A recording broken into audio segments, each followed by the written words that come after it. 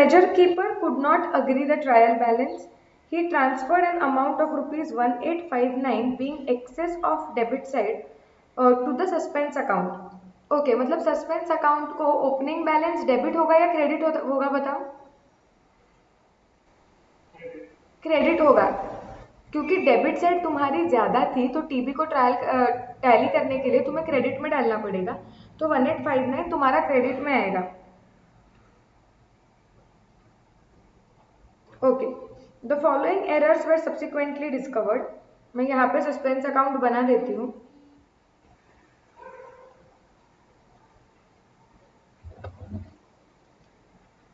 क्या ये भी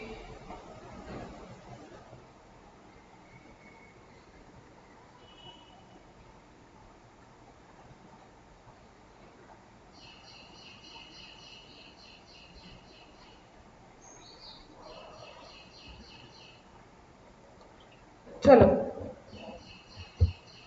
the following errors were subsequently discovered. क्या क्या एरर्स है?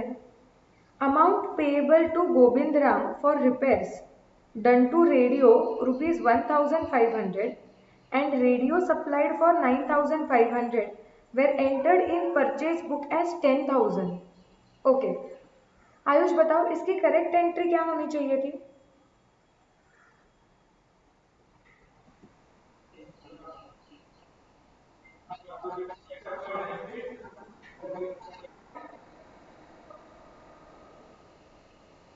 Amount payable to Govind Ram for repairs done to radio. हाँ हाँ हाँ.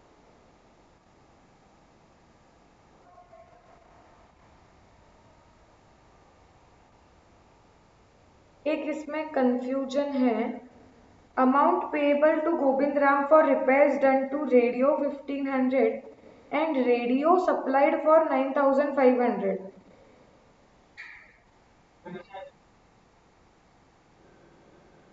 नया रेडियो खरीदा और ये रेडियो एसेट अज्यूम किया है तुम लोगों ने. An amount payable to Govind Ram for repairs done to radio 1500 and radio supplied for 9500 were entered in purchase book as 10,000.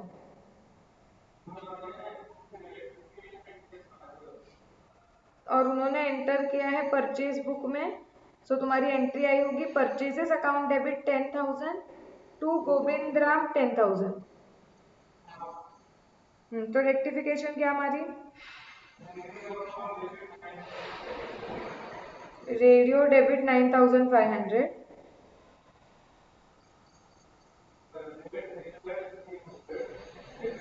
repairs 1500, to purchases 10,000.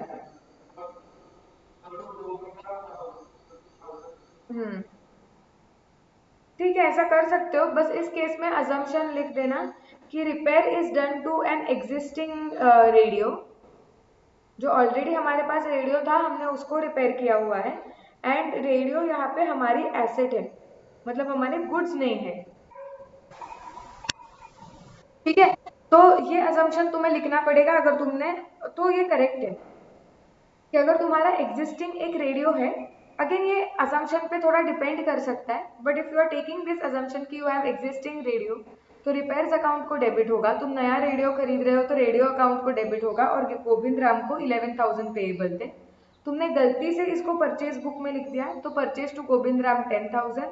Rectification entry, radio को 9,500, repairs को 1,500, to purchases 10,000 से cancel करना, to Govind Ram 1,000 से cancel करना. Correct है, ऐसा आएगा. किसी ने और कोई असम्पशन लेके सॉल्व किया है कुछ अलग सोच के?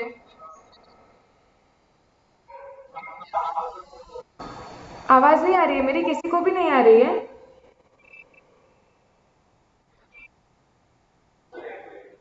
अटक रही है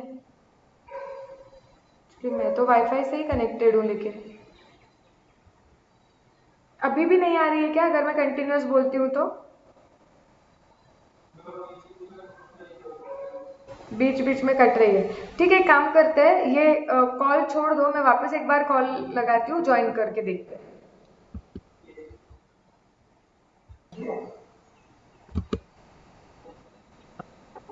संजोत मतलब तुम्हारे हिसाब से तुम करेक्ट एंट्री क्या ले रहे थे?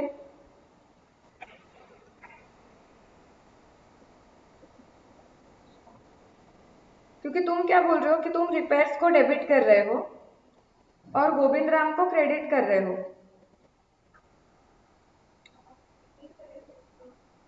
वापस एक बार पढ़ो तुम्हारी रेक्टिफिकेशन एंट्री। ओके। कितने अमाउंट, 10,000 से? अच्छा अच्छा अच्छा, मुझे समझा कि तुमने क्या किया है। तुमने यहाँ पे संजोत ने अज्यूम किया है कि रेडियो हमारे गुड्स है। तो अगर रेडियो हमारे गुड्स है तो उस केस में संजोत का जो अजम्पशन है, एक सेकेंड मैं यहाँ पे लिखती हूँ।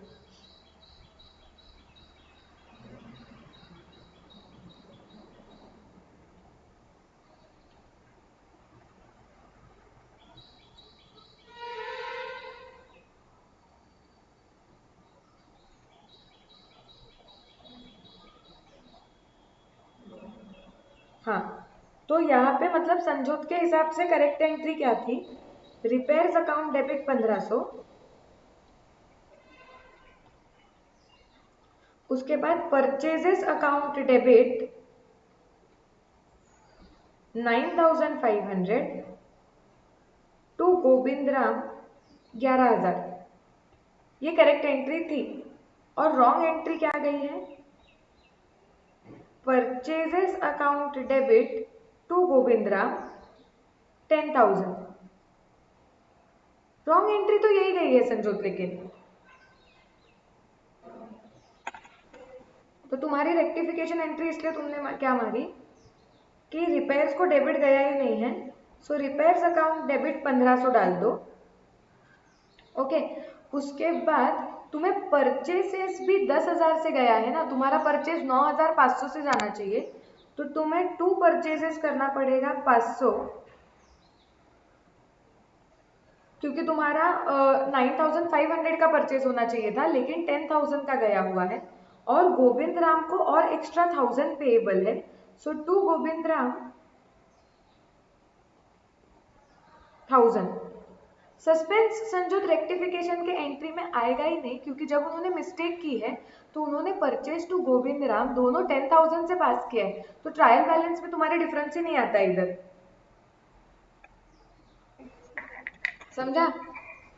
तो तुमने रिपेयर्स को डेबिट करना चाहिए था 1,500 का, परचेजेस को 500 से रिवर्स करना चाहिए था, और जो रिपेयर्स का 1,000 गया ही नहीं बचा हुआ गोविंद राम को, वो डालना पड़ेगा तुम्हें। और यहाँ पे संजू तुम्हें लिखना पड़ेगा, it is assumed that this, कौन है ये? Govind Ram, for him radio is goods. नहीं नहीं, फॉर हिम ना, अस नहीं बोलने का।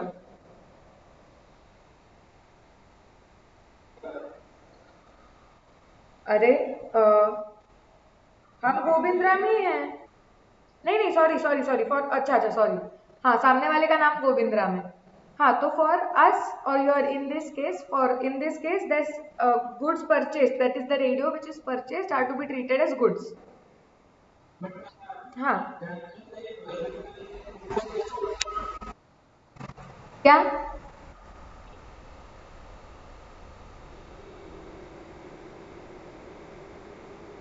किया है क्या उन्होंने? रुको देखने दो क्वेश्चन में।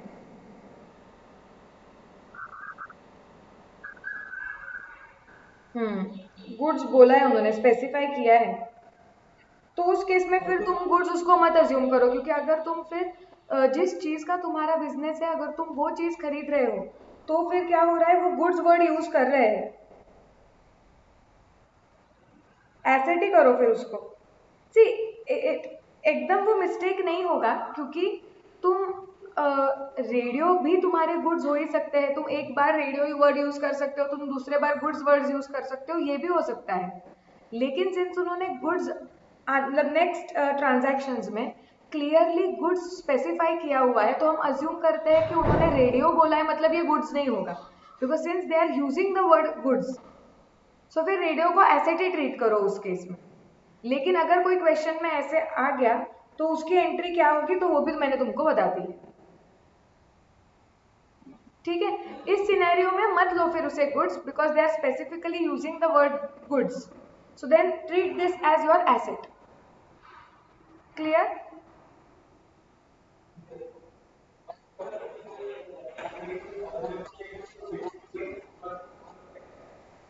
सॉरी, क्या हमने किया तो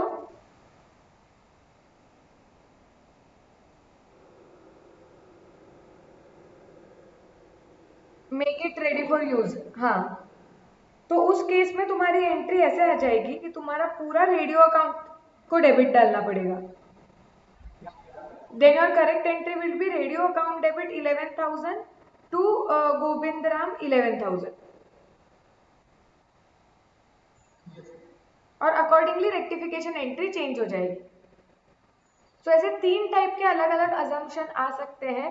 ऐसा होता है क्या? हाँ, प्रैक्टिकल लाइफ में ऐसा होता है क्या? नहीं। क्यों? क्योंकि प्रैक्टिकल लाइफ में तुम सामने वाले बंदे के बिजनेस में जाके पूछ सकते हो कि क्या भाई ये रेडियो क्या है, तेरा गुड्स है, तुम्हें पता होगा ना already, since you know the business. Here we do not know the business, unfortunately हम किसी को सवाल भी नहीं पूछ सकते हैं, क्लाइंट नहीं है हमारे सामने, हमें उन्होंने एक लिमिटेड इंफॉर्मेशन दी है, तो उसमें 2-3 अजम्पशंस हो सकते हैं। सो दैट इज वाई ऐसे बिल्कुल क्वेश्चंस अकाउंट्स में आते हैं। सीए फाइनल तक है, 11-12 जैसा नहीं है। सीए फाइनल तक तुम्हें ऐसी चीजें आ सकती है कि जहाँ पे you are taking a assumption, so in that case बस तुमको अजम्पशन लिखना भूलना नहीं है। अब यहाँ पे कितने अजम्पशन हो गए? रेडियो गुड्स हो सकता है, रिपेयर्स, या फिर सेकेंड रेडियो एसेट होगा। अगर रेडियो एसेट होगा तो रिपेयर्स तुमने एग्जिस्टिंग रेडियो के लिए पे किए हैं या फिर इसके लिए पे किए हैं। ओके, सो तुम कोई भी एक अजम्पशन लेके सॉल्व कर सकते हो। फिलहाल हम अज्यूम क्या कर रहे हैं? Let's assume that repair is done to an existing radio and a new radio is purchased which is an asset.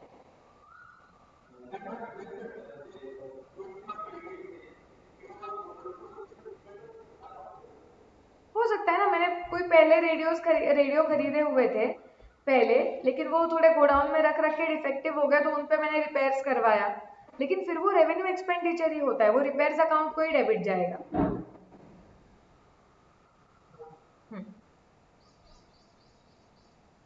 Are we absolutely clear ये पहले वाले पॉइंट पे? हाँ गरिमा, अब तुम लेट आ गए। ओके, सो मैं क्विकली समराइज करती हूँ। तुम्हारी एंट्री क्या होनी चाहिए थी? करेक्ट एंट्री होनी चाहिए थी गरिमा, रिपेयर्स अकाउंट डेबिट 1500 कि कोई एग्जिस्टिंग रेडियो को हमने ठीक किया है। उसके बाद रेडियो अकाउंट डेबिट कितना? 9,500 to Govind Ram 11,000। This is our correct entry. तुम्हारी रॉन्ग एंट्री क्या है? Purchases account debit to Govind Ram 10,000। तो रेक्टिफिकेशन एंट्री आएगी, रिपेयर्स को डेबिट करेंगे हम 1500 से क्योंकि वो गया नहीं है, परचेजेस को हम क्रेडिट कर देंगे, एक्स्ट्रा गया है 500 से, और गोविंद राम को 1000 पेएबल दिखा देंगे। क्लियर?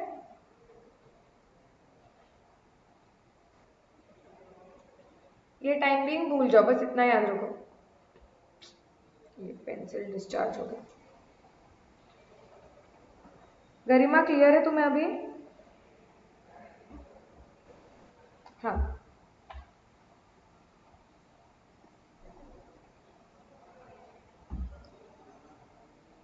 एक सेकेंड रुको।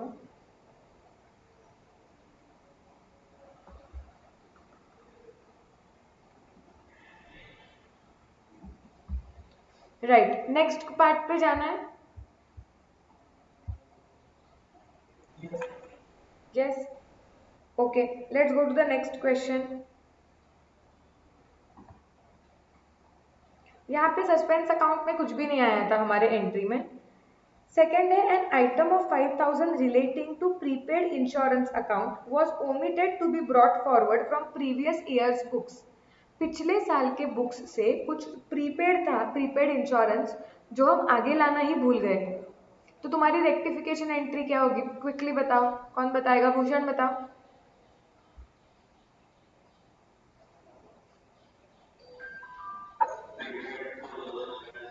करेक्ट, प्रीपेड तुम्हारा आएगा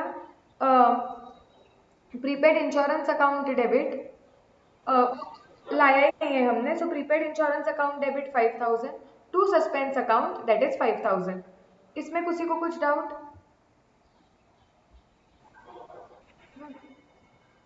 एक सेकेंड।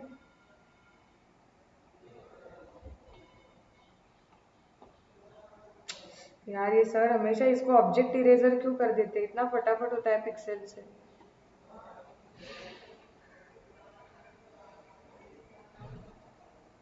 यहाँ पे 5000 आ जाएगा सस्पेंस में, सेकंड हो गया।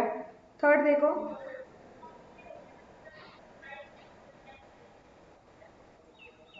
पिछले साल तुमने पूनम प्रीपेड रिकॉर्ड किया था, ओके अब वो इस साल तुम्हें लेके आना था, बैलेंस आगे लेके आना था, लेकिन इस साल तुमने प्रीपेड इंश्योरेंस का बैलेंस ही नहीं लाया, तो वो लाना पड़ेगा ना, प्रीपेड इंश्योरेंस को डेबिट करना पड़ेगा कि ऑलरेडी पिछले साल हमारा 5000 का इंश्योरेंस प्रीपेड था। सो तुम्हारे प्रीपेड इंश्योरेंस अकाउंट को डेबिट बैलेंस ब्रॉट फॉरवर्ड होना चाहिए था। सो तुम्हारी एंट्री आनी चाहिए प्रीपेड इंश्योरेंस अकाउंट डेबिट। अब एक ही अकाउंट का बैलेंस रह गया है ना लाना, तो वो हमने लाया, जिसके वजह से ट्रायल बैलेंस टैली नहीं होगा, इसके लिए टू सस्पेंस। अब समझा? यस। नेक्स्ट देखो, a discount of ₹581 allowed to a customer has been credited to him as 562, कम क्रेडिट किया गया है, तो हमें क्या करना पड़ेगा, सस्पेंस को डेबिट करना पड़ेगा टू कस्टमर। इन दोनों का डिफरेंस कितना डिफरेंस आ रहा है, 19। सो सस्पेंस के डेबिट में टू कस्टमर 19। क्लियर? ये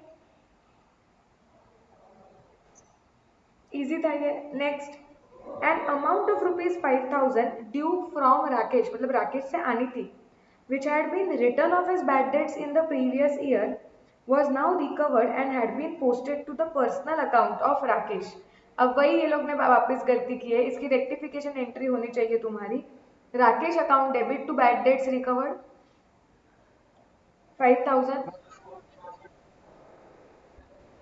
हाँ, उसके हाथ पे टैटू बना देना चाहिए कि ये बार बार यही गलती मत करो। बैड डेट्स राइट ऑफ करने के बाद पैसे जब आते हैं तो बैड डेट्स रिकवर्ड अकाउंट पे जाते हैं। So your entry would be Rakesh account debit to bad debts recovered. Yes, no? Yes. चलो आगे जाओ। Goods purchased of ₹1250 have been posted to the debit of the supplier that is Vinod and company. Okay, क्या entry आएगी इसकी, goods purchased for 1250 have been posted to the debit of the supplier. Okay, तो तुम्हें विनोद को credit देना पड़ेगा सबसे पहले, कितने अमाउंट का, डबल अमाउंट के देना पड़ेगा 2500, और सस्पेंस को डेबिट देना पड़ेगा, suspense account debit to Vinod account, ऐसे तुम्हारा आना चाहिए 2500। आया? Yes. Next, furniture amounting to 6500 purchased on credit from quality furniture, an entry for 5600 was passed in purchase book। ठीक है, देखो तुम्हारी करेक्ट एंट्री क्या आनी चाहिए थी, furniture account debit to quality furniture 6500, और तुमने एंट्री क्या मारी है, परचेजेस अकाउंट डेबिट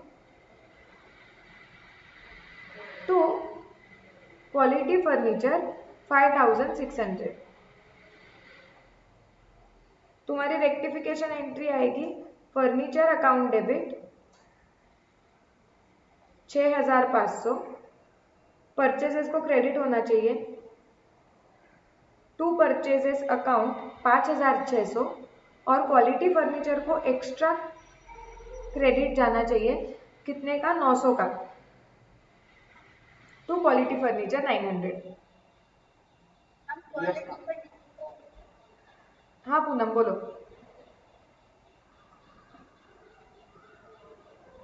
हो गया क्या, खुद ही डाउट क्लियर? हाँ, चलो आई होप ये तुम्हारा करेक्ट आया है, इससे सस्पेंस में कुछ भी नहीं आएगा।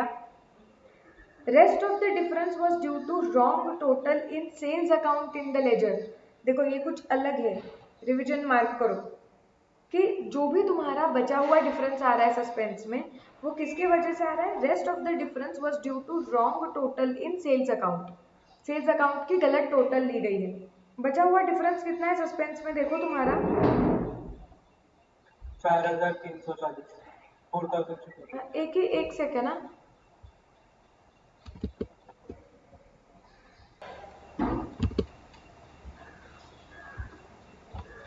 यस, सो तुम्हारा सस्पेंस अकाउंट देखो, क्रेडिट साइड पे आ रहा है 1859 प्लस 5000 माइनस 19 माइनस 2500। क्या 4340 का डिफरेंस आ रहा है तुम्हारे सस्पेंस अकाउंट में? Yes ma'am. Yes, now this 4340 credit side ज्यादा है। अब आइडियली मुझे सस्पेंस अकाउंट को टैली करने के लिए सस्पेंस के डेबिट में डालना चाहिए 4340। मतलब मेरी रेक्टिफिकेशन एंट्री क्या होने वाली है? My rectification entry is going to be suspense account debit to sales. मतलब इसका मतलब मैंने मतलब सेल्स को कम टोटल किया। राइट, हमने सेल्स की टोटल कम ली थी, इसका मतलब ऐसे हो गया। क्योंकि उन्होंने क्या बोला है कि सस्पेंस अकाउंट में अब बचा हुआ जो भी डिफरेंस है वो किसकी वजह से आ रहा है? सेल्स की वजह से। तो इसका मतलब अगर मैं ये गलती को सुधार लूँ तो सस्पेंस को डेबिट जाना चाहिए, मतलब सस्पेंस टैली हो जाना चाहिए, करेक्ट। तो मैंने सस्पेंस अकाउंट का ये डिफरेंस हटाने के लिए मुझे पता है कि मुझे डेबिट में 4340 डालना पड़ेगा। तो इसके डेबिट में 4340 डालना है, मतलब सेल्स को क्रेडिट करना है। इसका मतलब मिस्टेक क्या हुआ था, मैंने टोटल कम ले ली थी पहले। Are we understanding this?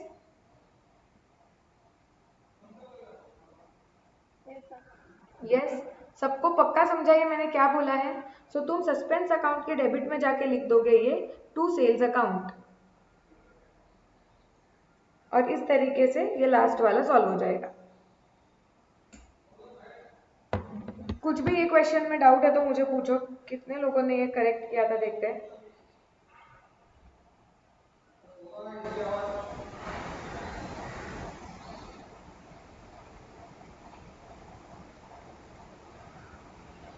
Ayush मेरे फोटो उल्टे क्यों भेजे?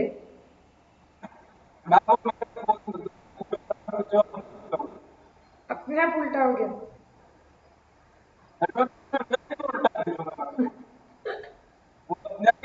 ठीक है, आयुष का करेक्ट आया था 4340 वाला। अम्म,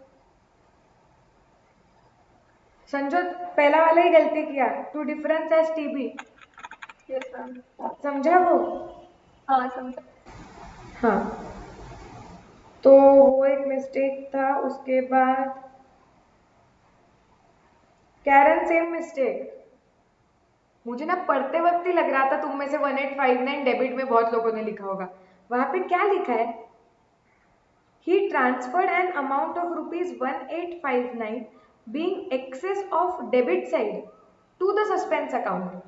So debit side was excess, that is why he transferred 1859 to suspense. तो डेबिट साइड ज्यादा है तो ट्रायल बैलेंस को टैली करने के लिए क्रेडिट में अमाउंट लिखनी पड़ेगी ना। समझा क्या ये भी तुम लोगों को? इसको भी आर मार्क करो, रिवीजन। सो इसके वजह से कैरन का भी गलत आया है। कैरन ये तुम्हारा अच्छा बचा हुआ आया क्या उसका? कैरन का 19 करेक्ट आया है, 2500 करेक्ट आया है। ये 5000 क्यों नहीं आया कैरन तुम्हारा? I wrote the insurance entry wrong. You wrote insurance? I wrote insurance account debit to prepaid insurance account. अच्छा, you wrote insurance account debit to prepaid insurance, but that would be the next entry, Karen.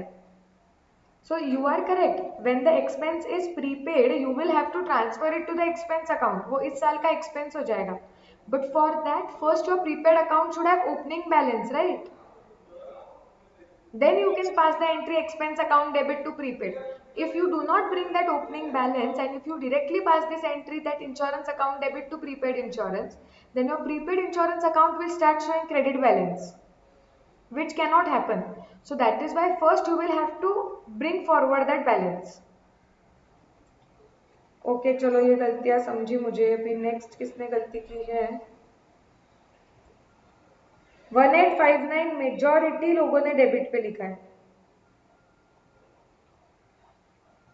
Poonam ने भी, मतलब आयुष ने छोड़ के बाकी सब लोगों ने 1859 डेबिट पे लिखा है।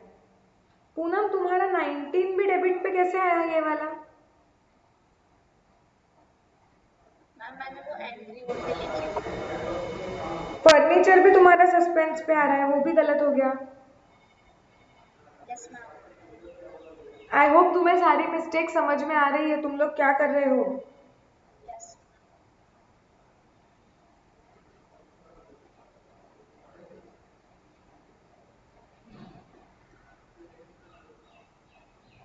और भूषण तुम मुझे पर्सनल में मत भेजते जाओ, इस पे डालो, मतलब मैं एक साथ ग्रुप में चेक कर पाऊँ।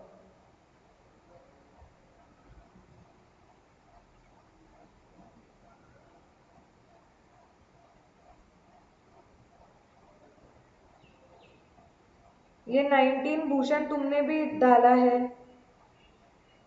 Bye difference in trial balance 1859,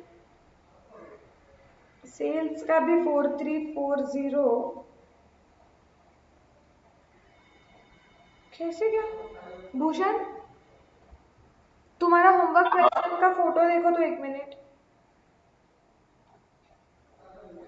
तुम्हारा बाय कस्टमर 19 आया है, बाय विनोद 2500 आया है, पूरा उल्टा आया है।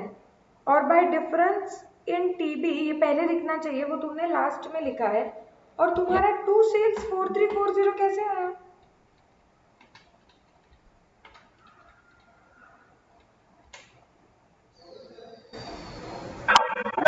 मैंने क्या किया था, मैंने डेबिट में लिख लेता था डिफरेंस, तो मैंने स्क्रैच कर लिख दिया तो। हाँ ठीक है, लेकिन वो एक तो ठीक है, वो पहला आना चाहिए, लेकिन तुमने सब उल्टा लिखा है। तुम्हारा एक्सीडेंटली 2 सेल्स 4340 करेक्ट आ रहा है, क्योंकि तुम्हारा कस्टमर ये भी इधर जाना चाहिए। ये 2000, सॉरी मेरा करेक्ट है, तुम्हारा गलत है। ये 19 डेबिट में आना चाहिए था, 2500 डेबिट में आना चाहिए था, तुम्हारा क्रेडिट में आया है। 5000 आया ही नहीं है तुम्हारा। तो मिस्टेक्स बहुत हो रही है रेक्टिफिकेशन में। मैंने बोला है कि ये चैप्टर गंदा जाएगा अगर जर्नल क्लियर नहीं होगा तो। बहुत ही ज्यादा मिस्टेक्स हो रहे हैं। आई होप जो भी मिस्टेक्स थे वो कंसेप्चुअली क्लियर हो चुके हैं। यस और नो? Yes ma'am. मार्क कर लो नोटबुक में सब लोग। चलो नेक्स्ट होमवर्क कौन सा था? 12th पूरा ही नहीं आया है क्या? इतना गंदा था, देखती हूँ मैं अभी। Trial balance of K did not agree. He put the difference to suspense account and discovered the following errors. Okay. So ये suspense account है, उसने कुछ तो डिफरेंस सस्पेंस अकाउंट में डाला है, but the question has not said कि debit का डिफरेंस है, क्रेडिट है, क्या है। Credit sales to Manas rupees 16,000 were recorded in purchase book as 10,000 and posted to debit of Manas. ये तुमने लिख के ही देखना चाहिए, बहुत कंफ्यूजिंग है ये। Credit sale to Manas. So ideally my correct entry should have been Manas account debit to sales account. Compulsory paper में जो डिफिकल्ट क्वेश्चन है, मतलब जैसे ये वाला, ये तो तुमने बनाना चाहिए वर्किंग नोट में। डिफिकल्ट मेरे को क्योंकि ये किसी को तो उसका नहीं करना तो थोड़ा कॉम्प्लेक्स था ना ये, तो ये लिखना चाहिए। ओके। नेक्स्ट क्वेश्चन से लिखो। So minus account debit to sales account 16,000, ये करेक्ट एंट्री होनी चाहिए थी तुम्हारी। तुमने रॉन्ग एंट्री क्या पास की है? This was recorded in purchase book as 10,000 and posted to debit of Manas as 1000। मतलब आइडियली तो वो कैसे पोस्ट होना चाहिए था? परचेज अकाउंट डेबिट को पोस्ट होना चाहिए था 10,000 टू मानस 10,000, लेकिन ऐसे भी नहीं किया है तुमने। परचेज अकाउंट को डेबिट किया 10,000 का और मानस को भी डेबिट किया 1000 का। क्लियर कट देखो, तुम्हारा डेबिट 10,000 डेबिट 1000 गया है, ट्रायल बैलेंस टैली ही नहीं होने वाला है, सिर्फ डेबिट दिया है तुमने। तुम्हारे स्टोरी में सस्पेंस आने ही वाला है, तो तुम्हारी रेक्टिफिकेशन एंट्री क्या आएगी? मानस अकाउंट को तुम्हें डेबिट करना है। सो मानस अकाउंट को डेबिट होगा 15,000 का, क्योंकि 16 का होना चाहिए था और 1,000 का ऑलरेडी जा चुका है। ये देखो, ये 16 का होना चाहिए था, 1,000 ऑलरेडी जा चुका है। उसके बाद सेल्स को क्रेडिट जाना चाहिए था, जो गया ही नहीं है। So to sales account 16,000। उसके बाद परचेज को डेबिट गया है, वो होना ही नहीं चाहिए। सो टू परचेज अकाउंट 10,000। अब बचा हुआ जो भी डिफरेंस है वो तुम्हारा सस्पेंस में चला जाएगा, दैट इज सस्पेंस अकाउंट को डेबिट आ जाएगा।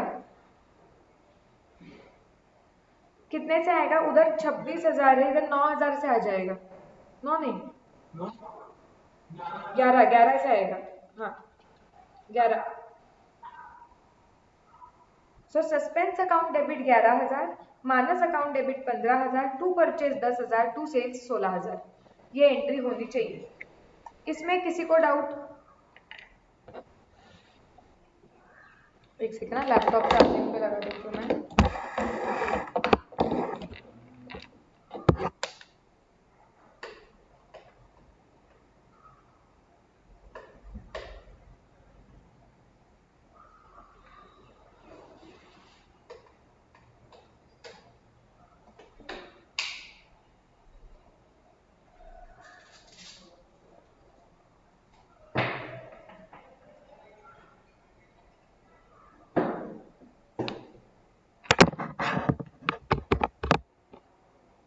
हाँ, सो तुम सस्पेंस अकाउंट, अब इधर से ना लेजर पोस्टिंग कैसे करना है वो कंफ्यूजन हो सकता है। तुम्हें पता है तुम्हें सस्पेंस अकाउंट के डेबिट साइड पे जाके 11,000 लिखना है, लेकिन हम अपोजिट अकाउंट्स का नाम लिखते हैं। तो टू परचेजेस टू सेल्स ये मैं लिख तो सकती हूँ, लेकिन उसका टोटल 11,000 कैसे होगा? Are you understanding ledger posting में यहाँ पे प्रॉब्लम क्या है? ये देखो, ये मैंने अगर सस्पेंस अकाउंट बनाया तो सस्पेंस के डेबिट पे जाके मैं टू परचेजेस लिख सकती हूँ, टू सेल्स लिख सकती हूँ, लेकिन 10,000 और 16,000 नहीं लिख सकती हूँ, बिकॉज ये 10,000 एंड 26 मिलके सस्पेंस और मानस दोनों को डेबिट जा रहा है। सो दैट इज वाई इस केस में लेजर पोस्टिंग, जब तुम्हें पता नहीं है कि सस्पेंस को डेबिट करना है, क्रेडिट अकाउंट्स के नाम लिखने हैं, बट यू डोंट नो कि टू परचेज टू सेल्स ये कितना सस्पेंस को कंट्रीब्यूट कर रहा है। So you in that case have to write to sundries, मतलब मल्टीपल क्रेडिट साइड के अकाउंट्स मिलके सस्पेंस को डेबिट जाता है of 11,000। Are we clear?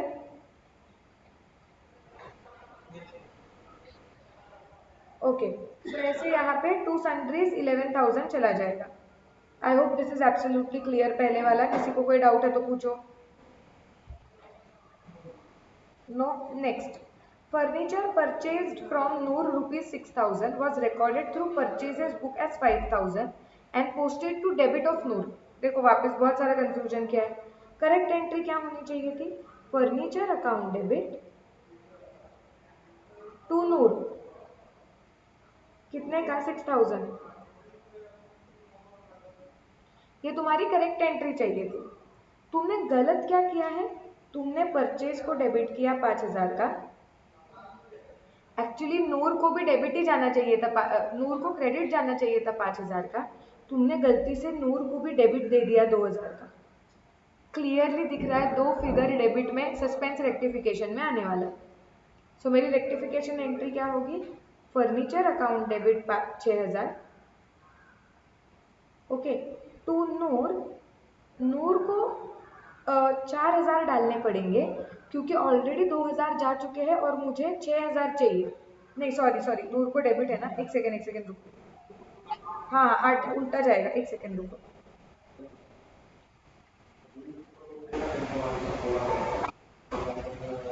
To Noor, Noor को क्रेडिट जाएगा, सॉरी ये दोनों डेबिट है। हाँ, तो मुझे नूर को 6,000 का क्रेडिट डालना है, प्लस ये जो गलत डेबिट गया है 2,000 का वो कैंसिल करना है।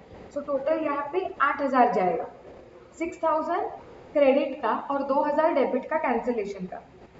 परचेज को डेबिट गया है वो कैंसिल करना पड़ेगा, टू परचेजेस 5,000। ओके, अब तुम्हारा जो बचा है वो सस्पेंस को डेबिट चला जाएगा। कितना आएगा? 13,000 माइनस 6,000 मतलब 7,000 ना। यस, तो फर्नीचर को डेबिट गया नहीं है वो दे दिया, नूर को क्रेडिट गया नहीं था और गलत डेबिट गया था, वो दोनों कर दिया कैंसिल। परचेज को कैंसिल कर दिया, बचा हुआ सस्पेंस में आया। तो अगेन सस्पेंस के डेबिट में आएगा टू सन्ड्रीज 7,000। क्या ये क्लियर है सबको? सेकेंड पार्ट भी किसी को कुछ डाउट है?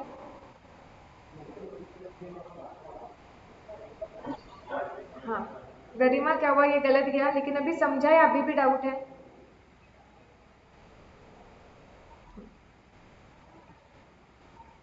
चलो नेक्स्ट पे जाते हैं।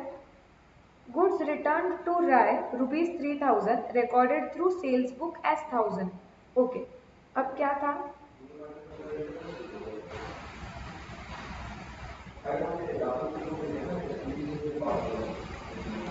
गुड्स रिटर्न टू राय मतलब ये परचेज रिटर्न हो गया। एंट्री करेक्ट एंट्री आनी चाहिए थी, राय टू परचेज रिटर्न। कितना? 3,000। It is recorded through sales book, sales book में रिकॉर्ड हो गया, मतलब राय टू सेल्स रिकॉर्ड हो गया, वो भी 1,000। अब तुम इसको करेक्ट कैसे करोगे?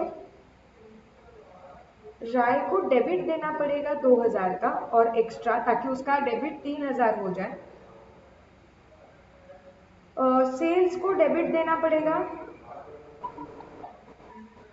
क्योंकि सेल्स कैंसिल करना है 1,000 का, और परचेज रिटर्न को क्रेडिट देना पड़ेगा 3,000 का।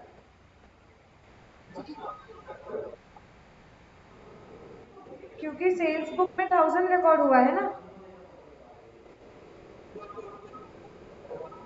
तो डेबिट ही गया है।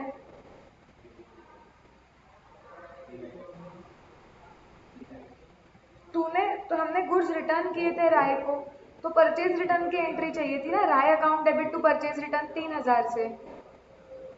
लेकिन तुमने सेल्स की एंट्री मारी है राय टू सेल्स 1,000 से, तो राय को अभी भी 2,000 डेबिट जाना बाकी है, तो राय को डेबिट दे दिया 2,000 का।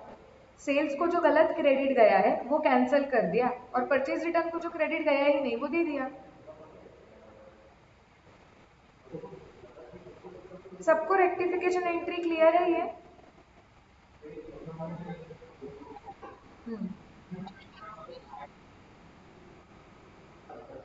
Sales account debit 1,000 to purchase return 3,000।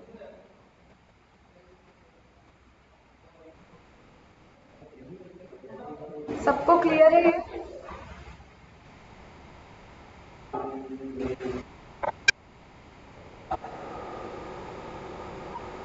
Suspense आना ही नहीं चाहिए ना आयुष, तभी समझ जाना चाहिए था, क्योंकि रॉन्ग एंट्री में डेबिट क्रेडिट सेम अमाउंट से।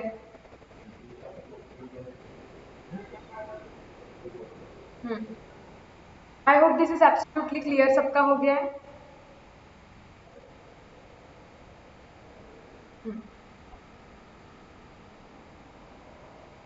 वापस बताओ क्या? हमने राय को गुड्स सेंड कर दिए, वापस रिटर्न कर दिए, तो करेक्ट एंट्री आ गई Rai account debit to purchase return. ठीक है, गलत क्या हुआ है? सेल्स बुक में रिकॉर्ड हुआ है 1,000 करके, मतलब इसकी एंट्री आ गई Rai account debit to sales 1,000। अब इसको करेक्ट कैसे करेंगे हम? राय को डेबिट 2,000 का गया ही नहीं है वो देना पड़ेगा, परचेज रिटर्न को क्रेडिट 3,000 का गया नहीं है वो देना पड़ेगा, और सेल्स को गलत क्रेडिट गया है जो कैंसिल कर दिया 1,000 का।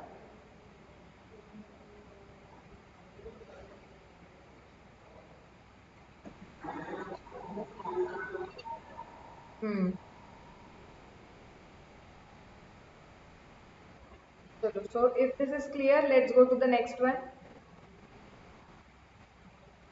Old machinery sold for 2,000 to Mahesh. नहीं sorry, Manish.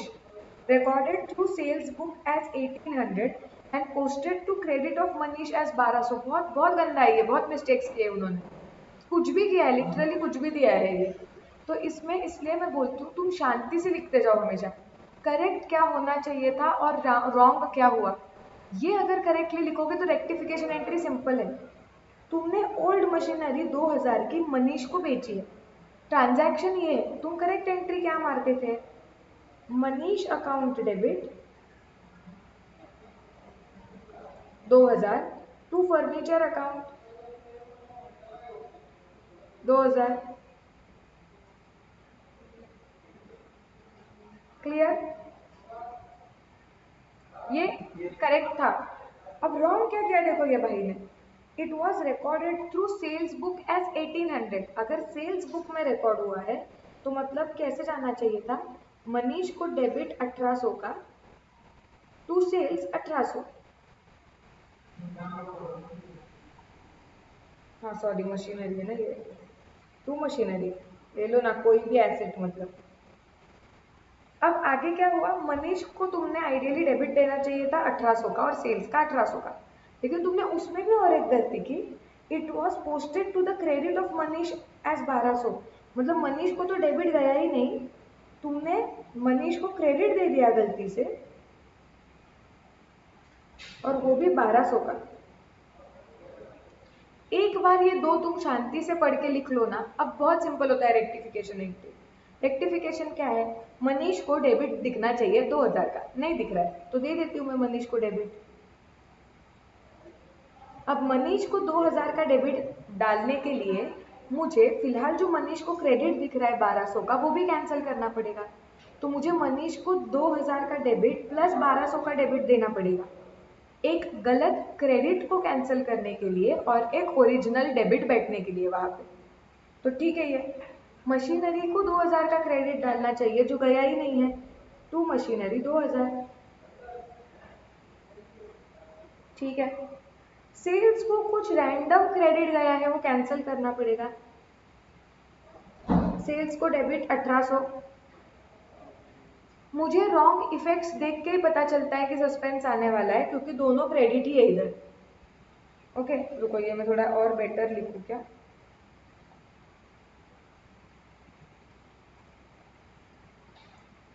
ये देखो मनीष को डेबिट आना चाहिए 3200 का, सेल्स को डेबिट आना चाहिए 1800 का, मशीनरी को क्रेडिट आना चाहिए 2000 का। अब बचा हुआ जो भी है वो सस्पेंस में जाने वाला है, तो तुम्हारा टू सस्पेंस आएगा कितना, 3200 प्लस 1800 माइनस 2000, 3000 का। So this is your rectification entry. ये समझी क्या या ऊपर से गई, समझी, किसी को डाउट है इसमें तो मुझे पूछो।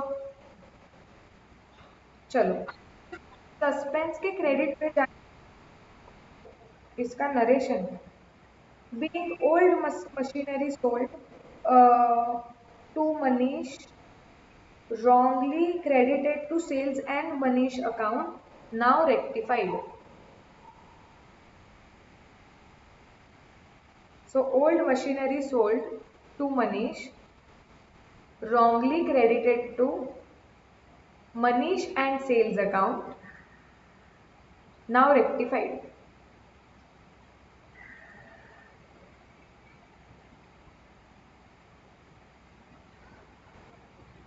सस्पेंस के क्रेडिट में जाके मुझे क्या लिखना पड़ेगा, बाय सेंड्रीज 3000।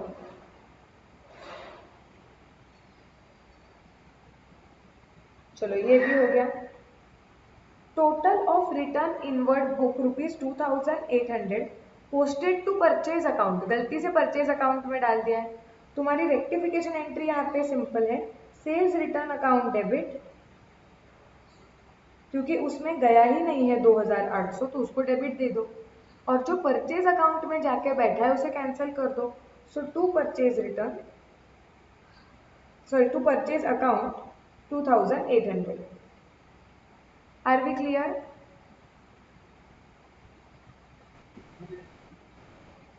यस, इसको कुछ सस्पेंस आएगा। Rectify the above errors and prepare suspense account to ascertain the difference in trial balance. अब ट्रायल बैलेंस में डिफरेंस कितना था वो निकालना पड़ेगा। ओपनिंग बैलेंस मिसिंग था क्योंकि क्वेश्चन में देखो,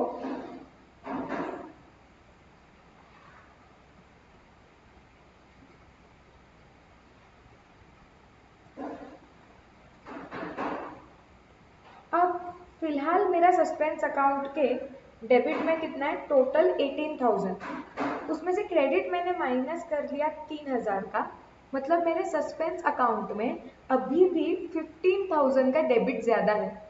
अगर बस ये सारी गलतियां हैं, if these were the only errors, तो मैंने वो सारे करेक्ट कर लिए हैं।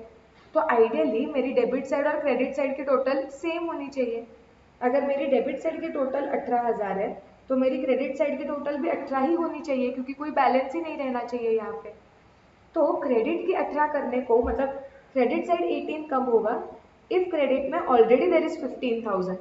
इसका मतलब मुझे पता चलता है कि opening difference in trial balance was 15,000 by difference in trial balance is 15,000. Are we clear about this? किसी को कुछ डाउट वगैरह है तो मुझे पूछो।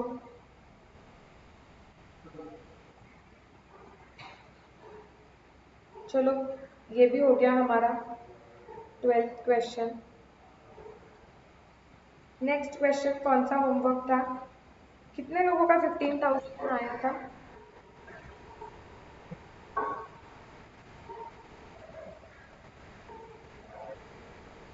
नहीं, मैं बस देख रही हूँ कि कितने लोगों का होमवर्क क्वेश्चन में ये करेक्ट आया था।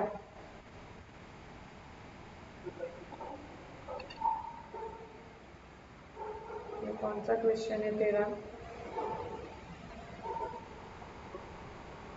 एक क्वेश्चन नंबर 14 है उल्टा।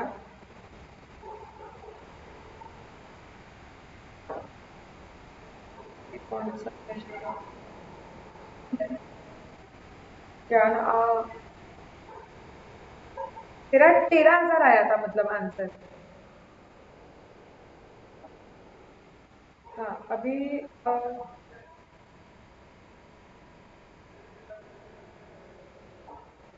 संजू, तुम्हारा ओपनिंग बैलेंस कैसे नहीं आया इसमें?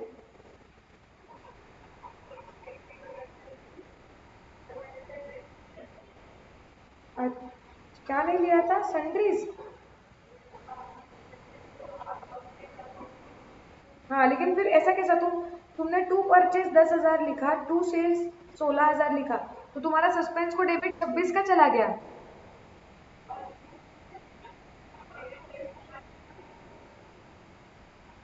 अच्छा एक सेकंड रुको, तो एकदम मस्त किया है संजोत ने, मुझे अच्छा लगा ये, रुको एकदम मस्त इनोवेटिव कुछ तो किया है। सस्पेंस के डेबिट पे जाके टू परचेज 10,000, टू सेल्स 16,000, और सस्पेंस के क्रेडिट पे जाके बाय माइनस लिखा 15,000। तुम्हारा नेट इम्पैक्ट वही कैप्चर होगा, लेकिन तुम ऐसे नहीं कर सकते हो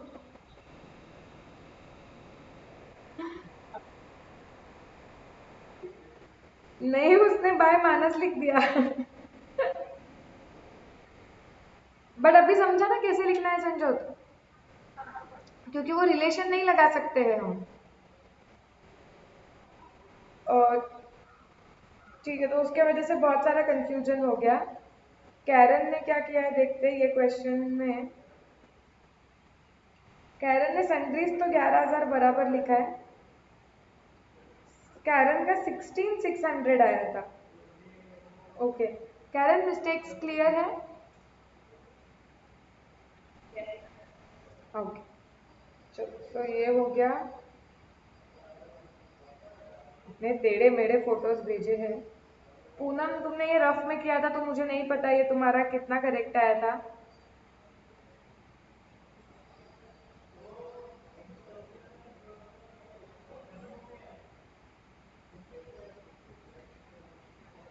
और भूषण का भी नहीं पता कितना करेक्ट या रॉन्ग आया था। ठीक है, चलो 14th वाले क्वेश्चन पे जाते हैं चेक करने के लिए।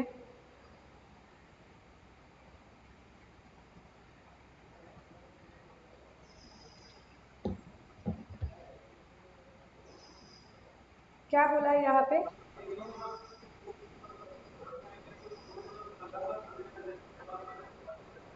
नहीं, किसी का गरिमा का टेढ़ा है। हाँ सही है, तूने ट्रेन ही किया होगा उसको कि मैम को परेशान करना है करके। चलो, Rajesh Kumar was unable to reconcile his trial balance as on 31st March, ठीक है, and he has opened a suspense account from the difference, ठीक है। Later on following errors were discovered, मतलब यहाँ पे भी उन्होंने हमें सस्पेंस अकाउंट का ओपनिंग बैलेंस नहीं बताया है।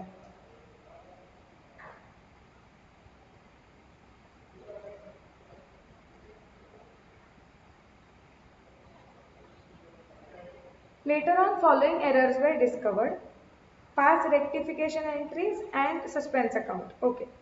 There were 3 compensating errors. The total of sales return book was overcast by 100. एक एक को करेक्ट करते जाओ।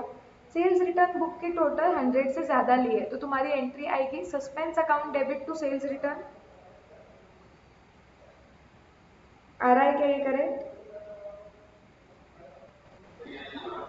100। उसके बाद the total of one page of purchase book was carried forward as 1286 instead of 1826।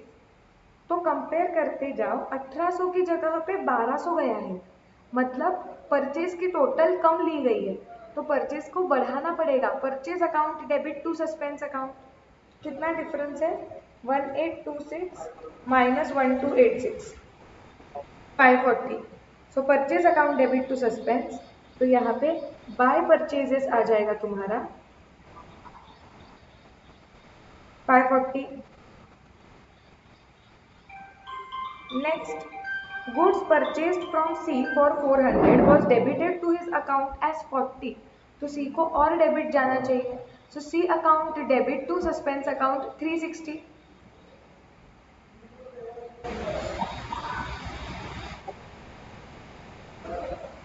हाँ, क्योंकि एक सेकेंड, नहीं नहीं नहीं, सॉरी सॉरी, गुड्स परचेज्ड है फ्रॉम सी से, सॉरी मैंने ना सेल्स लिया था, sorry. Goods purchased from C ₹400 was debited to his account as 40। तुम्हारी रुको, रेक्टिफिकेशन एंट्री क्या आएगी? Suspense account debit to C account 440। Clear क्या? हाँ हाँ, उसके डेबिट में तुमने 40 डाला है, जबकि उसके क्रेडिट में तुम्हें 400 चाहिए, तो तुम्हें क्रेडिट में 440 डालना पड़ेगा ना। So suspense account debit to C account 440।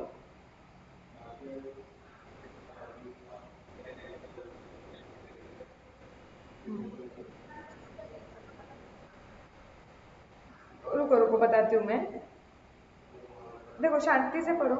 Goods purchased from C for 400 चाहिए, तो करेक्ट एंट्री लिखो। एंट्री क्या आनी चाहिए थी? परचेजेस अकाउंट डेबिट टू सी 400। ये गलती से तुमने क्या कर दिया, तुमने परचेज को डेबिट दे दिया बराबर है 400 का, लेकिन तुमने सी को भी डेबिट दे दिया गलती से 40 का। अब अगर हमको इसको करेक्ट करना है, तो हम इसको करेक्ट कैसे करेंगे? मुझे टू सी को क्रेडिट देना पड़ेगा, कितने का? 400 का, जो जाना चाहिए था, और ये 40 का डेबिट भी तो कैंसिल करना है, प्लस 40, और दोनों डेबिट गया था, इसके लिए सस्पेंस आ जाएगा। So suspense account debit, so suspense account debit to C account 440। अब क्लियर? हाँ, सो सस्पेंस अकाउंट के डेबिट साइड पे हमने जाके लिख दिया 2C 440।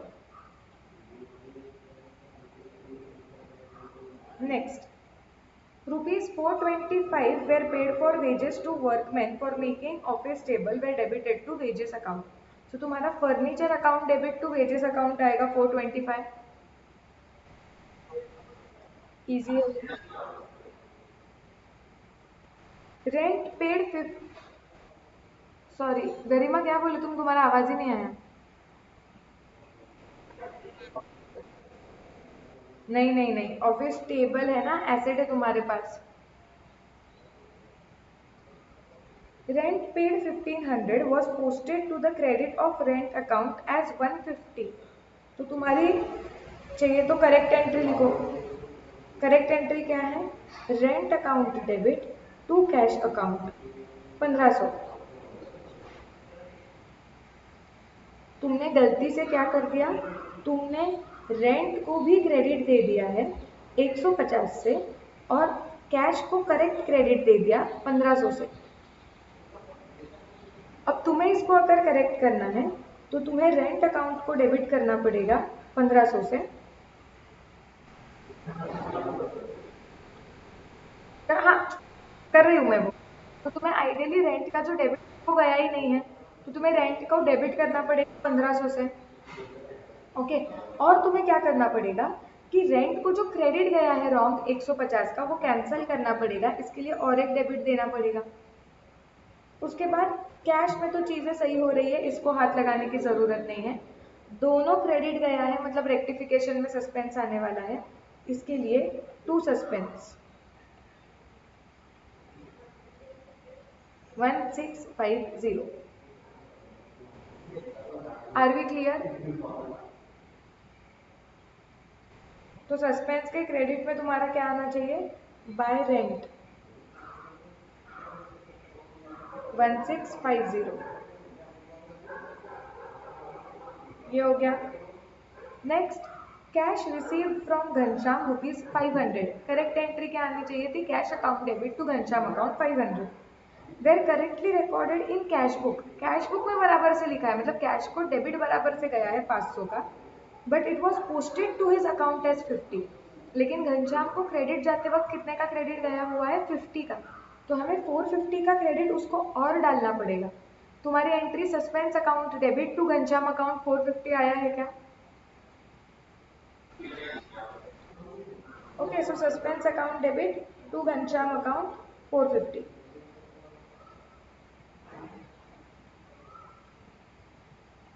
Next, 750 paid to Kamal has been debited to Kamlesh account as 520। तो तुम्हारी रेक्टिफिकेशन एंट्री क्या आनी चाहिए, Kamal account debit 720 to Kamlesh account 520 to suspense account 200।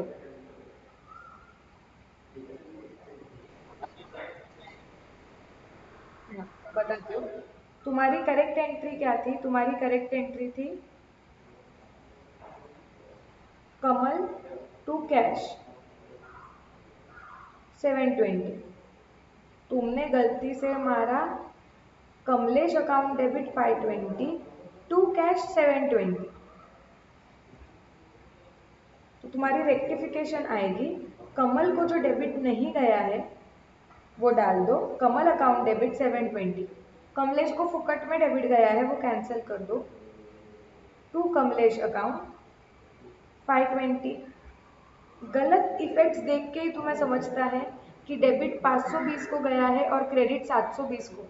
Debit credit की अमाउंट मैच नहीं हो रही है, स्टोरी में सस्पेंस आने वाला है। So to suspense account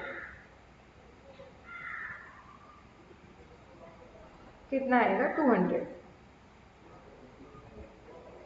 clear? तो सस्पेंस के क्रेडिट में जाके तुम लिखोगे by Kamal,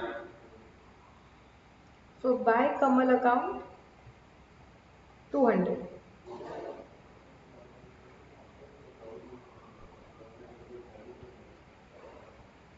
The total of purchase return book ₹2,500 was left unposted। Okay, the total of purchase return book post ही नहीं किया है हमने, तो हमारी एंट्री क्या आ जाएगी, suspense account debit to purchase return account. तो सस्पेंस अकाउंट के डेबिट साइड पे तुम जाके लिखोगे टू परचेज रिटर्न, कितना है 2500। हाँ,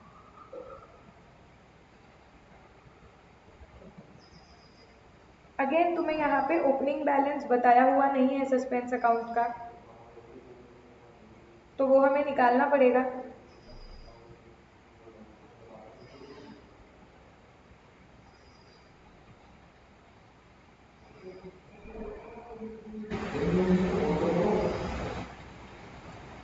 अगर सारे एरर्स निकल गए हैं तो सस्पेंस अकाउंट मैच होना चाहिए डेबिट क्रेडिट। कितना है इसका डेबिट ज़्यादा दिख रहा है, 2500 प्लस 450 प्लस 440 प्लस 100, मतलब 3490 दिख रहा है, माइनस 200 माइनस 1650 माइनस 540। सो तुम्हारा बाय डिफरेंस इन टीबी बैलेंसिंग फिगर करके निकाला है तुमने 1100। हो रहा है सबका मैच आया?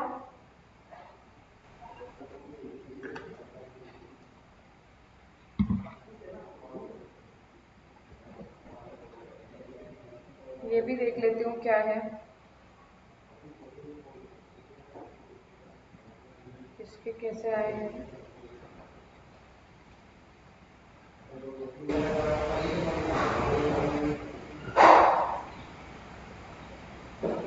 भूषण उल्टा क्यों मार रहे हो तुम, मुझे समझ नहीं रहा है। तुम्हारा बाय परचेज रिटर्न क्रेडिट पे आ रहा है,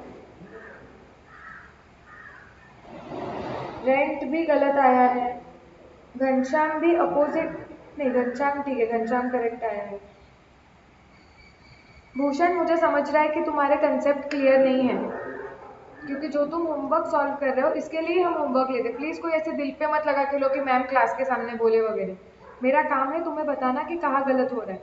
सो जब मैं जो होमवर्क में चेक कर रही हूँ भूषण, मुझे उससे समझ रहा है कि तुम्हारे कंसेप्ट क्लियर नहीं है, कुछ गलत जा रहा है। तुम अपोजिट साइड पे चीज़ें लिख रहे हो, आधी चीज़ें लिख ही नहीं रहे हो। जैसे 540 का परचेजेस की जगह पे 500 आ गया, 2500 गलत साइड पे आ गया, रेंट गलत साइड पे आ गया है, सी गलत साइड पे आया है, सॉरी सी का अमाउंट गलत आया है। सो अगर इतना सारा गलत आ रहा है तो 10 मार्क्स के क्वेश्चन में से हार्डली 2 या 3 मार्क मिलेंगे। सो भूषण रेक्टिफिकेशन का रिवीजन करना बहुत ज़रूरी है, कंसेप्ट क्लियर नहीं है। बैठो शांति से, पहले लेक्चर से रिवाइज करो, खुद को समझाओ। अगर ये ऐसे चलते रहा तो इस क्वेश्चन में तुम्हें कम मार्क्स मिलेंगे। नेक्स्ट किसका था, एक सेकंड मुझे देख लेने दो।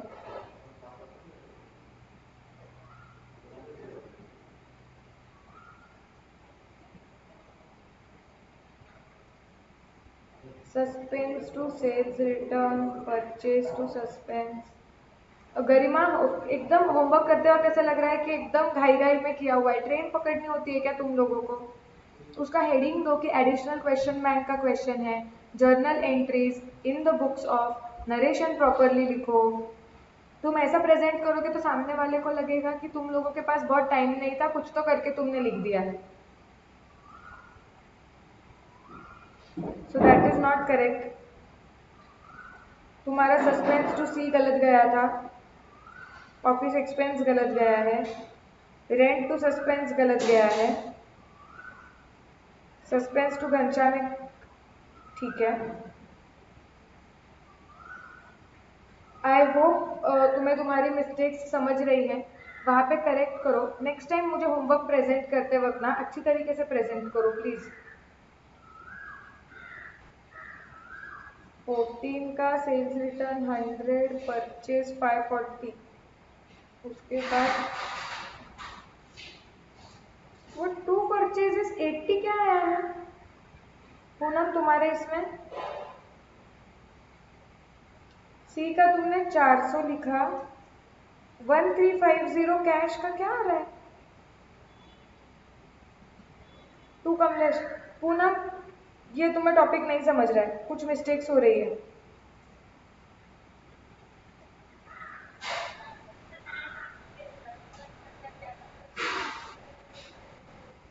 क्योंकि कितनी एंट्रीज गलत आई है देखो, बहुत सारी गलत आ गई ना, मोस्टली गलत आई है। इसका मतलब यही इंडिकेटर है कि कंसेप्ट क्लियर नहीं है, समझ नहीं रहा है कि कैसे सॉल्व करना है। आज के आज बैठ के रिवीजन करना है पूनम।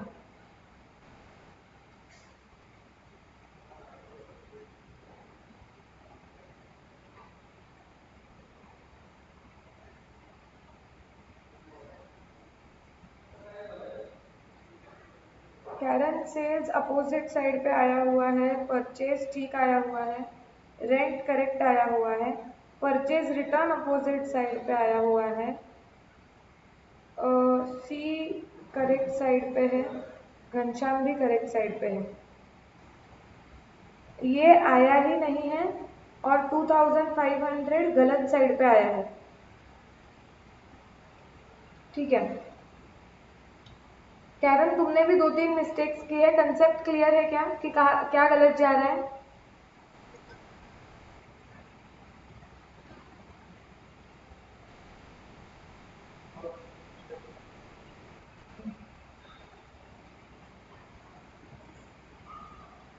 ओके ये संजोत ने तुमने करेक्ट सॉल्व किया है शायद से। तुम्हारा ओपनिंग डिफरेंस 1100 आया है, लेकिन रेंट 1650 आया, कमल 200 आया, ये 540 नहीं आया है, और ये 540 नहीं आया। तुम्हारा कंपेंसेटिंग एरर हुआ है क्या? संजोत का कंपेंसेटिंग एरर है। देखो कंपेंसेटिंग एरर का एग्जांपल देखना है क्या? संजोत का ये क्वेश्चन का सस्पेंस अकाउंट देखो, परफेक्ट उसका 1100 आंसर आ रहा है, लेकिन क्यों? उसने क्रेडिट साइड का 540 नहीं लिखा है, और उसने डेबिट साइड के ये 2 आइटम्स नहीं लिखे हैं, जिसका टोटल 540 आता है बराबर। तो ये कंपेंसेट करने की वजह से उसका आंसर करेक्ट आया। ये क्यों नहीं आए थे संजोत? छोड़ दिए थे क्या? लिखे ही नहीं थे, क्यों? वाह वाह वाह, भूल गई। ऐसे तो सिली मिस्टेक तो मत करो रे, सीरियस हो जाओ। सीए फाउंडेशन के पेपर बहुत गंदे होते हैं, मैं सच बोल रही हूँ। It is nowhere close to your 11th and 12th। Ayush का किधर गया?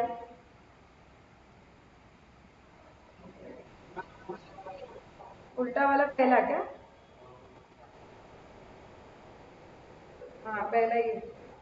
100 लिखा है, 440 लिखा है, 450, 2500, 1100, 540, 1650, 200। गुड आयुष, पूरा क्वेश्चन करेक्ट आया है।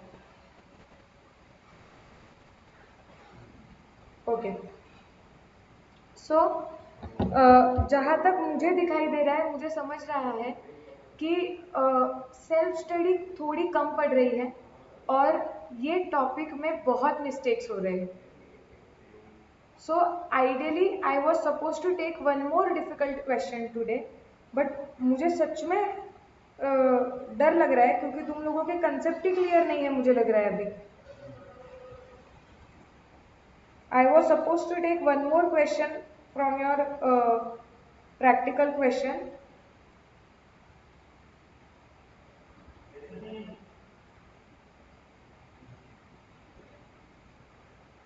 हाँ मुझे ये सेकेंड क्वेश्चन क्लास में सॉल्व करके लेना है।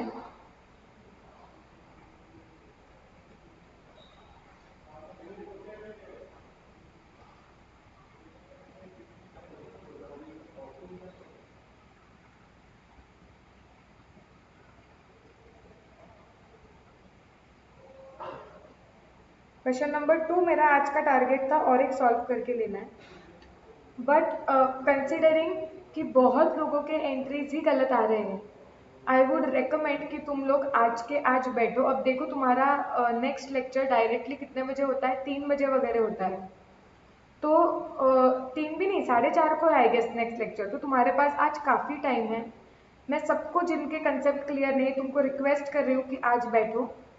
स्टेज 2 स्पेशली आज के आज ये चैप्टर की पढ़ाई करो। स्टेज 1 के कुछ क्वेश्चंस प्रैक्टिस करो। स्टेज 2 का मैंने जो स्टार्टिंग से कंसेप्ट बताया हुआ था वो याद करो, और सारे क्वेश्चंस जो हमने अभी तक सॉल्व किए हैं ओरली, तुम्हें लिखना नहीं है, रफ बुक में लो। अभी बहुत प्रेजेंटेशन नहीं करना है। सारे क्वेश्चंस जो हमने स्टेज 2 के सॉल्व किए हुए हैं वो तुम्हें सारे वापस करने हैं, स्पेशली भूषण, पूनम, गरिमा, संजोत, कैरन, तुम लोग भी सब लोग ही करो। ओके रफ में सारे सॉल्व करने हैं वापस से, फटाफट रेक्टिफिकेशन एंट्री। और तुम्हारे पास अभी करेक्ट आंसर्स भी है उस चीज़ के। अगर तुम्हारे करेक्ट के साथ इतना पढ़ने के बाद भी, मैंने एक्सप्लेन करने के बाद भी तुम डिटेल देखो कि क्या गलत जा रहा था, तुम क्या गलत सोच रहे हो, और तुम तुम्हारे नोट्स बना के रखो उधर। कि ऐसा गलत जा रहा था, ये ऐसा सोचना है। आज के आज मुझे रिवीजन ये चैप्टर का किया हुआ चाहिए। अगर तुम्हें उसके बाद डाउट्स आ रहे हैं पढ़ते वक्त तो मुझे टेलीग्राम करो सारे डाउट्स, मैं कल के लेक्चर में सॉल्व करूंगी पहले वो डाउट्स, फिर ही हम आगे जाएंगे। वरना ये क्वेश्चन नंबर 2 स्लाइटली डिफिकल्ट अलग क्वेश्चन है, वो तुम्हें समझेगा ही नहीं, और फिर मुझे स्टेज 3 चालू करना है अभी। लेकिन पिछला ही तुम्हारा क्लियर नहीं होगा ये चैप्टर तो मतलब ही नहीं है। Am I absolutely clear? आज बिल्कुल टाइम पास करना नहीं है, तुरंत लेक्चर के बाद पढ़ाई करने के लिए बैठो, सिर्फ आधा घंटा लंच ब्रेक लो, कंटिन्यूअसली रेक्टिफिकेशन का आज तुम्हें सेल्फ स्टडी करना है। और तुमने क्या सेल्फ स्टडी किया है ना, मुझे उसके फोटोज भेजने हैं। मैंने वैसे भी एक यूट्यूब लेक्चर बनाया है, that how to score good in accounts, उसमें सम्स कैसे सॉल्व करने होते हैं मैंने वो भी बताया हुआ है। तो तुम लोग एक नोटबुक बना रहे हो कि नहीं? अलग नोटबुक बनाओ, सेल्फ स्टडी करते वक्त उसको हेडिंग दो चैप्टर का। हर एक कंसेप्ट जो मैंने एक्सप्लेन किया हुआ है, जो नोटबुक में तुम्हें लिख के दिया हुआ है, वो तुम खुद को वापस एक्सप्लेन करके वहाँ पे शॉर्ट में नोट्स बनाओ कि ये कंसेप्ट में ऐसा ऐसा करना होता है, ये ऐसा ऐसा करना है। और फिर उसके नीचे ये सारे क्वेश्चंस तुम्हारे वापस एक बार सेल्फ स्टडी में प्रैक्टिस होने चाहिए। उसके बाद सेल्फ स्टडी में ये प्रैक्टिस करो वापस से क्वेश्चंस। एरर्स तुमने वैसे भी नोटबुक में रेड पेन से मार्क करके रख रहे हो, प्लस कहाँ कहाँ गलतियाँ हो रही है, डिफिकल्ट एडजस्टमेंट्स क्या है, सब चीज़ें लिख के रखो, खुद को एक्सप्लेन करो। इसे सेल्फ स्टडी करना बोलते हैं। सीए कोर्स को क्लियर करने का एक ही रूल है, the more you will spend time with your self, the more you will explain things to yourself, higher the self study, higher the good marks। क्योंकि class में टीचर्स तुम्हें concept explain करवा के देंगे, होमवर्क्स चेक करके देंगे, practice करवा के देंगे, बट ये इनफ नहीं होता है, सिलेबस बहुत है। You will have to sit with yourself, revise everything. तुम्हें ये सारी चीज़ें खुद को एक्सप्लेन करनी है। या एक ट्रिक करो, आज ये स्टेज तुम खुद पढ़ो, तुम्हारा खुद का नोट्स बनाओ, एक नोटबुक बनाओ, उसमें लिखो कि ये स्टेज 2 में कैसे सॉल्व होता है। तुम्हें जो लैंग्वेज कंफर्टेबल लगती है समझने के लिए उसमें लिखो, ताकि जब तुम रिवीजन करने आओगे तुम्हें वापस जीरो से नहीं सोचना पड़ेगा। मेरे पास होती ना, मैं तुम्हें मेरी सीए फाइनल की बताती हूँ। रुको, मेरे पास अभी मेरी खुद की बुक है इंटर, जब मैं इंटर को भी पढ़ाती हूँ। I show you how it is to be made, then you will understand. अभी भी मैं खुद नोट्स बनाती हूँ, जब मैं पढ़ती हूँ तभी भी I make my own notes. तुम जब तक लिखोगे नहीं, ये देखो फॉर एग्जाम्पल भी ये तुम्हें इतना समझेगा नहीं, आई डोंट नो ये प्रेजेंट होगा कि नहीं। तो दिख रहा है क्या तुमको? एक सेकेंड, ये दिख रहा है क्या? अभी उल्टा दिखेगा लेकिन शायद से, मिरर इमेज आ रहा है क्या? हाँ ये देखो, accounts from incomplete record, single entry, एक चैप्टर है। मैं खुद पढ़ते वक्त भी जीरो से स्टार्ट करती हूँ, वाई क्यों आया ये चैप्टर। उसके बाद refer module for features, module पढ़ के मैं नोट्स बनाती हूँ खुद के। टाइप्स ऑफ सिंगल एंट्री, कितने टाइप के सिंगल एंट्री होते हैं। उसके बाद next, how to ascertain profits. ऐसे तुमने नोट्स बनाने चाहिए। तुम लॉ में भी बनाते हो ना, सर बताते हैं। ये देखो, I write there down, everything is written, these are my notes. तुम्हें नोटबुक में बनाना चाहिए सेल्फ स्टडी करते वक्त। तुम कोई भी टीचर को पूछ लो, तुम ऋषभ सर को पूछ लो, तुम अनिरुद्ध सर को पूछ लो कि सर आपको अच्छे मार्क्स कैसे मिले या कैसे आप लोग पास हुए। क्योंकि हम सब लोगों ने क्लास के बाद तुरंत बैठ के हम लोग 6-6, 7-7 घंटे पढ़ते थे। क्लास में जो चीज़ हो रही है वो हम खुद को एक्सप्लेन करते थे, ऐसे नोट्स बना के रखते थे और वापस सारे सम सॉल्व करते थे। फिर हमको समझता था कि हमें क्लियर हुआ है कि नहीं। डाउट्स आते थे तो हम तुम्हारे जैसा इतना टीचर्स को भी नहीं पूछ पाते थे, हम फ्रेंड्स को ही पूछते थे। तो ये तुम्हारी ऐसी बुक तैयार होनी चाहिए। आदत डालो हर कंसेप्ट क्लास में जो है वो शॉर्ट में समरी करके तुम्हें खुद को समझे रिवीजन के वक्त। कि अभी मेरे पास अभी इसका नहीं होगा, लेकिन लाइक नोटबुक में एरर्स का चार्ट बनाओ वापस एक बार। उसके बाद रेक्टिफिकेशन, स्टेज 1 लिखो कि स्टेज 1 में मैं कैसे लिखूंगी मेरे नोट्स में कि स्टेज 1 में ट्रायल बैलेंस बना हुआ नहीं होता है. I use to write like this only in Hindi, Gujarati, Marathi, mix whatever makes it easy for me to revise it. तो मैं कैसे लिखूंगी? स्टेज 1 में अकाउंट्स अभी तक क्लोज नहीं हुए होते हैं, ट्रायल बैलेंस अभी तक बना नहीं होता है. जो भी अकाउंट में गलती है आइडेंटिफाई करो, उसके अंदर घुसो और उसको चेंज कर दो. You should write this down, so when you will revise तुम्हें पता चलेगा. स्टेज 2 में मैंने जो एग्जाम्पल लेके एक गलती की थी, जो मैंने तुमको बताई थी, वो लिखो तुम नोटबुक में. ये किसी ने हमको बताई नहीं है, हमने पढ़ पढ़ के ये निकाला है ये ऐसी चीजें कि नोटबुक में लिखो. अरे देखो मैंने ये गलती की तो टीबी टैली नहीं हुआ, इसके लिए फिर सस्पेंस बना. केस 1 में सस्पेंस बना, केस 2 में सस्पेंस नहीं बना. तो इसका मतलब कि स्टेज 2 में जब तुम्हारा गलती ऐसी रहेगी कि ट्रायल बैलेंस टैली नहीं होगा तो सस्पेंस आएगा. तो रेक्टिफाई करते वक्त सस्पेंस में से वो डिफरेंस निकाल देना पड़ेगा. ऐसी सब चीजें नोटबुक में लिखो ताकि when we are after on the 10th chapter, when you come back you just have to read your own notes. This is revision material. वरना एक दिन में ये सारे चैप्टर्स एग्जाम के पहले कैसे रिवाइज होंगे? Solve these questions again on your own. Are you understanding कि आपको सेल्फ स्टडी कैसे करनी है? ऐसे हर एक चैप्टर का करना है. जैसे मेरा तुम्हें चैप्टर एक्सप्लेन करके हो जाता है ना, वो कंसेप्ट एक्सप्लेन करके होता है. रोज शाम को कंसेप्ट नोटबुक बनाओ. तुम खुद को पढ़ाई करने के मतलब खुद को वो कंसेप्ट एक्सप्लेन करो. और ऐसे सोचना चाहिए कि अगर मैं टीचर होती और मुझे ये चीज़ किसी और को एक्सप्लेन करनी होती तो मैं कैसे एक्सप्लेन करती. So when you start thinking in your mind कि ये चीज़ मुझे किसी और को एक्सप्लेन करनी है और तुम एक्सप्लेन करना चालू करो, रोल प्ले करो दिमाग में, तो अगर तुम्हें वो कंसेप्ट समझा है तो ही तुम सामने वाले को ठीक से एक्सप्लेन कर पाओगे. अगर तुम्हें समझा ही नहीं है ना तो तुम किसी और को एक्सप्लेन ही नहीं कर पाओगे. तुम्हें दिमाग में तभी समझ जाएगा कि अरे मुझे तो ये सामने वाले को समझाने ही नहीं आ रहा है, इसका मतलब मुझे ही नहीं समझा है. वापस से बैठो, पढ़ो, खुद को समझाओ. सीए कोर्स में प्लीज समझो, classes play 30% part and 70% part is self study. 11th-12th जैसा क्लास में पढ़ा और फिर क्लास टू क्लास नोटबुक खोली और सिर्फ होमवर्क किया और पास हो गए, ये नहीं होता है. अगर ये होता तो सीए कोर्स इतना डिफिकल्ट नहीं जाता था लोगों को. तुम्हें प्लीज सेल्फ स्टडी बढ़ानी है तुम्हारी. क्लास और होमवर्क के बाद स्ट्रिक्टली 4 घंटा सेल्फ स्टडी अभी होनी ही चाहिए अगले 4 महीने एटलीस्ट. क्लास के साथ 4 hours of self study must compulsorily happen. मुझे अकाउंट्स की नोटबुक चाहिए, मुझे ऐसे कंसेप्ट्स एक्सप्लेन किए हुए उसमें चाहिए और मैं तुम्हें उसका फोटो डिमांड करने वाली हूँ कि मुझे दिखाओ. मुझे देखना है तुम सेल्फ स्टडी कर रहे हो कि नहीं. आज मैं भी एक चैप्टर के साथ आगे जा ही नहीं सकती, मुझे दिख रहा है तुम्हारा कंसेप्ट क्लियर नहीं. We will stop here for the day. You will revise the chapter जो अभी तक मैंने पढ़ाया हुआ है. सारे मिस्टेक्स तुम्हारे जो हमने होमवर्क्स में किए वो रिवाइज करोगे. Then only will go to question number 2 और फिर मुझे समझेगा नेक्स्ट टाइम होमवर्क में इतने ग्रॉस मिस्टेक्स दिखने नहीं चाहिए. Am I clear about this? Yes.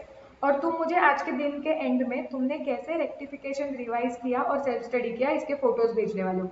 Even though it is rough, कैसे भी हो, you have to send me photos. Am I clear about this? Yes. चलो लेट्स स्टॉप फॉर टुडे. नहीं, कॉन्सेप्ट ही क्लियर नहीं है तो कुछ मतलब ही नहीं है.